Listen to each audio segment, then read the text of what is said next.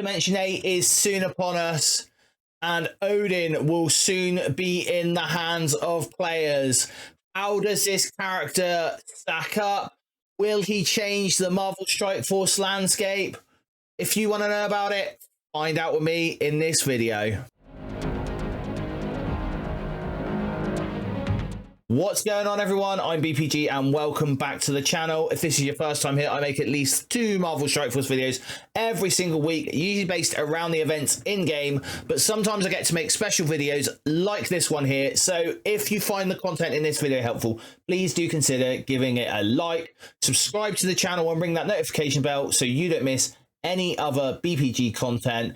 And if you're new around here or not, please do leave a comment down below. I love to speak to each and every single one of you. So who is Odin? Well, we know Odin is the father of Thor. He is the king of Asgard, or was the king of Asgard at one point.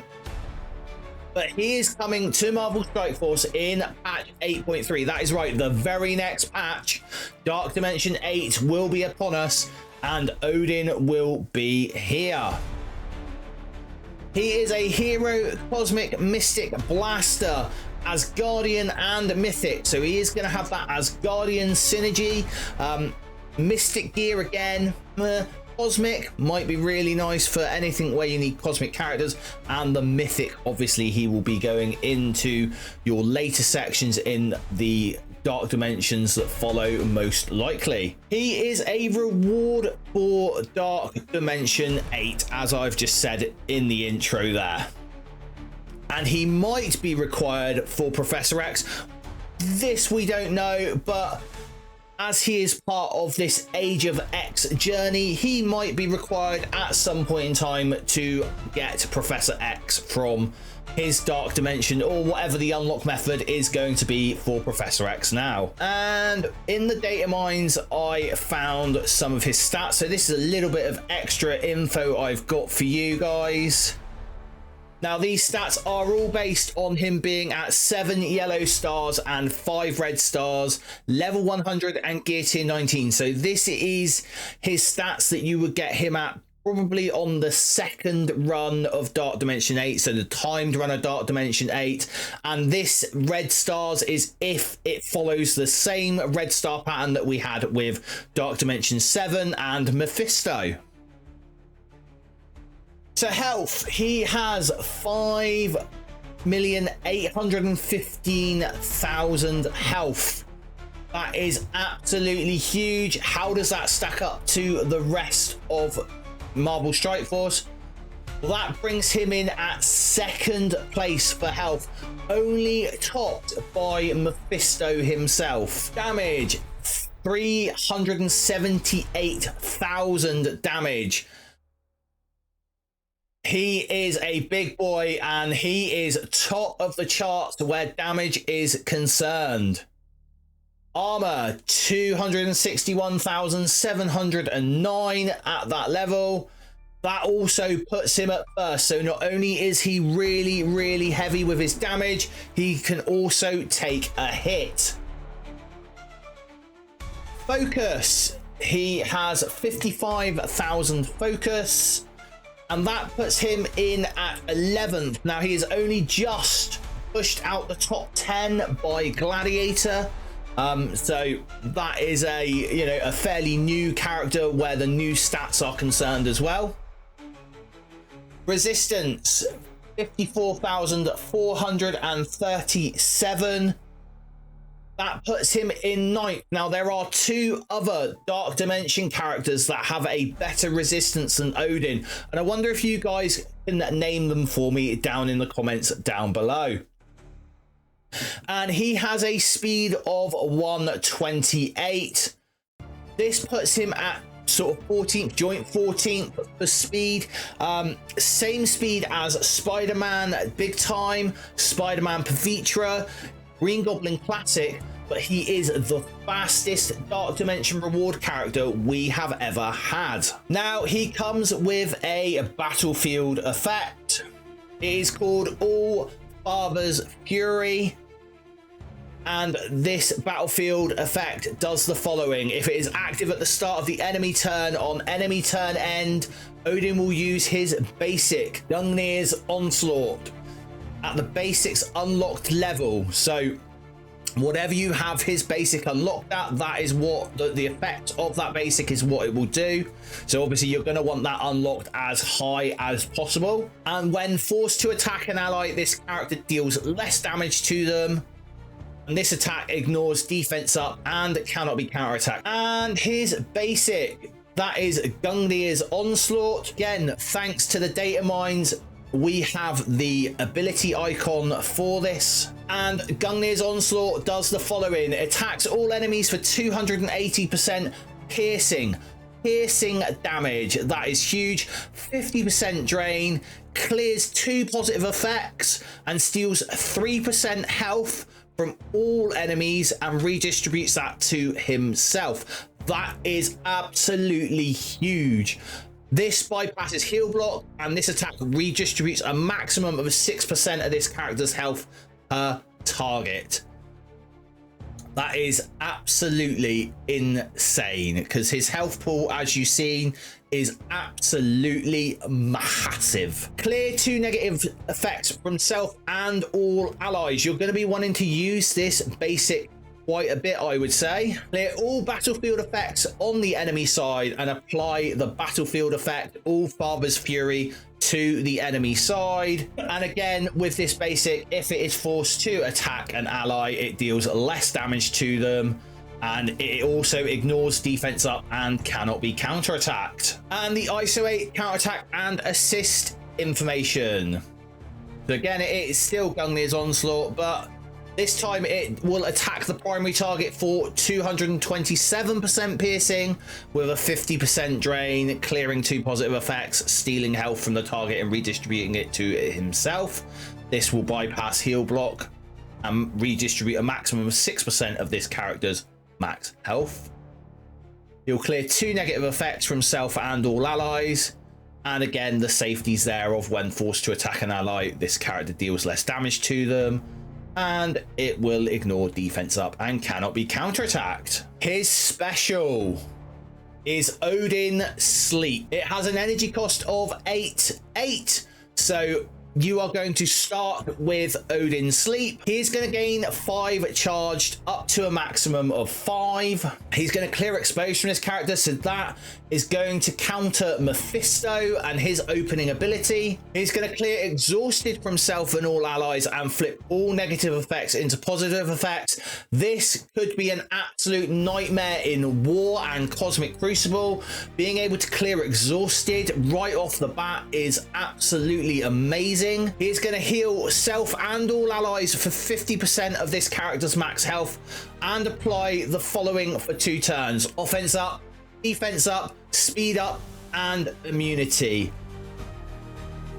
That is going to be amazing. I think Hero Asgardian is going to be back on the menu where War defense is concerned, certainly. I'm going to be interested to see what this comes up with in Cosmic Crucible as well. He is going to barrier self and all Asgardian allies for 30% of this character's max health. Again, you saw his health pool. That is absolutely huge. Remember, there is a limit to the amount of barrier you can have, though. And if this character has used their basic counterattack or assist, he is going to clear all battlefield effects on the enemy side and apply All Father's Fury to the enemy side. So not only does he apply his battlefield effect on his basic, if you have already used his basic, or if you have counterattacked or used an assist, he will do this battlefield effect. That is insane. His ultimate is Odin Force. It has an energy cost of 10 and it starts with absolutely nothing, but there is a reason for this. It will clear all barrier on all enemies. It will attack all enemies for 400% piercing. His damage stat was huge. That 400% piercing damage is going to be massive. He's going to flip all positive effects into negative effects. He's going to apply heal block for 2 turns, disruptive for 2 turns, blind for 1 turn, he's going to steal 10% health from all enemies and redistribute it to self. And that's going to bypass heal block and death proof. And this attack redistributes a maximum of 20% of this character's health per target. So even if your opponent has death proof, this will go right through it. Characters killed by this attack cannot be revived. That is really cool. And it ignores defense up. It is unavoidable, cannot be blocked, and cannot be counterattacked. Now, that might seem like a long way to go to get that ability. 10 energy, you know, from what we know of, there isn't much energy generation mechanics that would sort of feed off of this for the Asgardians, certainly. And in arena, again, not very much there, and this character is clearly meant for the arena. But this is where his passive comes into play. His passive is the All-Father. On ally turn, he is going to gain assist now. So every single time an ally takes a turn, he will gain assist. On enemy turn, lose 1 charge down to a minimum of 1. On his turn, he loses 1 charged. And when this character loses their last charge, he's going to generate 10 ultimate ability energy for self. So when he doesn't have charged, when he loses their last charge, that activates the ultimate. On stun, he clears it and gains offense up for 2 turns and speed up for 2 turns. So this is very similar to the likes of Apocalypse and Super Skrull. I think they learned some lessons with the likes of Doom being able to be stunned, and they don't want those very powerful characters to have such a downturn. While charged, gain 100% speed. So as we said, he has a speed of 128. If he gains 100% speed, that will put him at a speed of 256. That is potentially one of the fastest characters we have in the game currently. The speed of this character can only be reduced by slow. This is that Nightcrawler effect. So again, this is just going to be amazing. This character cannot have their speed bar reduced. Gain 25% damage reduction and resistance. And while charged, gain an additional 25% damage reduction and resistance. So that is a 50% damage reduction and a 50% resistance.